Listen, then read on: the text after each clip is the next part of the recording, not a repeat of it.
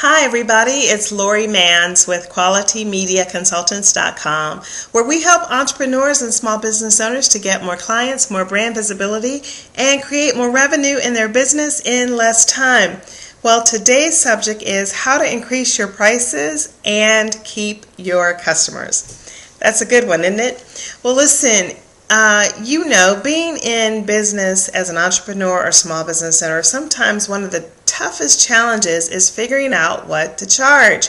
Whether you're a product-based business or a service-based business, sometimes that pricing thing can really trip you up. So I am here today to give you some tips and help you out with the whole price and raising your rate challenge. So tip number one is get out of your own way.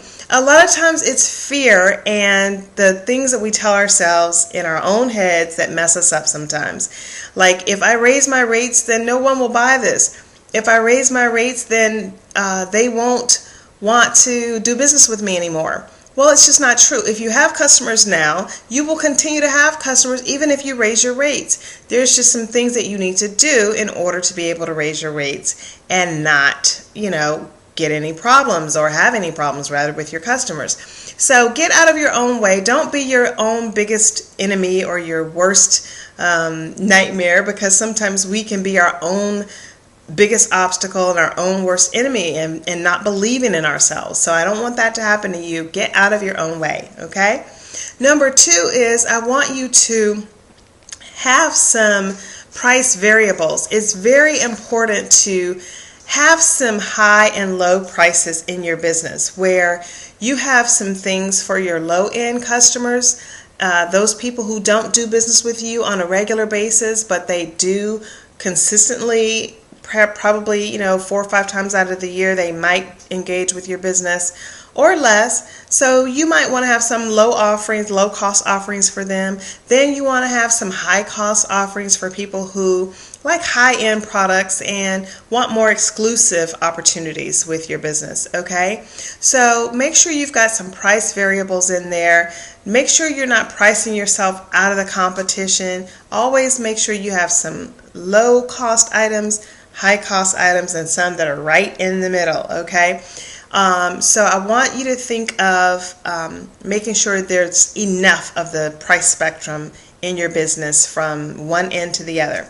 The other thing I want you to do is prepare your existing clients. This is tip number 3. Prepare your existing clients for a rate increase. Now, sometimes people raise rates and you end up being surprised and you're going, where did that come from? You don't want your customers and your clients to feel like that. You want them to understand if a rate increase is coming, you want them to be prepared. You want them to know about it in advance. So send them an email, send them a snail mail letter.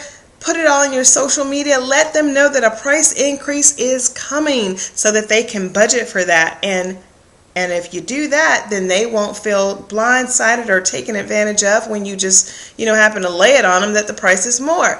They will actually say, oh, okay, I get it. Cost of inflation, whatever, price goes up.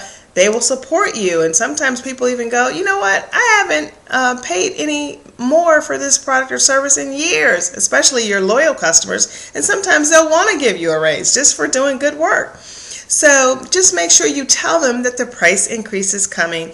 Give them sufficient and ample notice, okay? So the last tip that I have for you today is plan your margins. This is tip number 4. Plan your profit margins. Sometimes we price things and we don't put enough cushion of a profit in there for ourselves. So if it costs you $5 to make, then you should be selling it for about $15 or $20. You can't sell something for $7.50 if it costs you $5 to make. There's not enough profit in there for you to make any money. Plus, there's not enough money in there for you to reproduce that thing. So you got to have some money in there for you to reproduce or make another run or make another distribution of that item.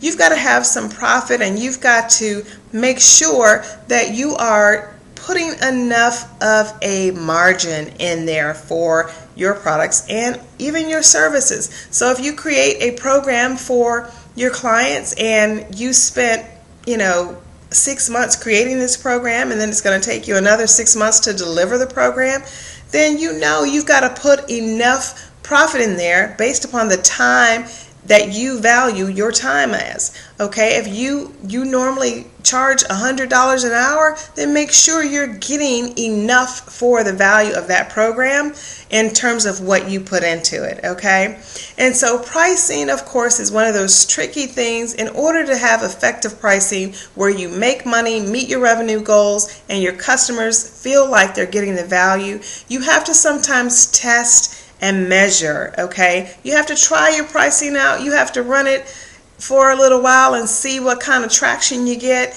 and if it works, then keep doing it. If it doesn't, then you've got to tweak and retry that thing again. Okay, so there you have it. Those are my 4 tips for you in terms of how to raise your rates and continue to keep your customers. And of course, if you need any help in this area, please reach out to me, qualitymediaconsultants.com. You can also leave a question below or on my blog, and I will respond to you directly. And of course, please follow me on social media, Facebook, Lori Mans, and Twitter, Miss Quality Media, as well as Google+. I look forward to seeing you guys. Thanks so much for watching. Bye-bye.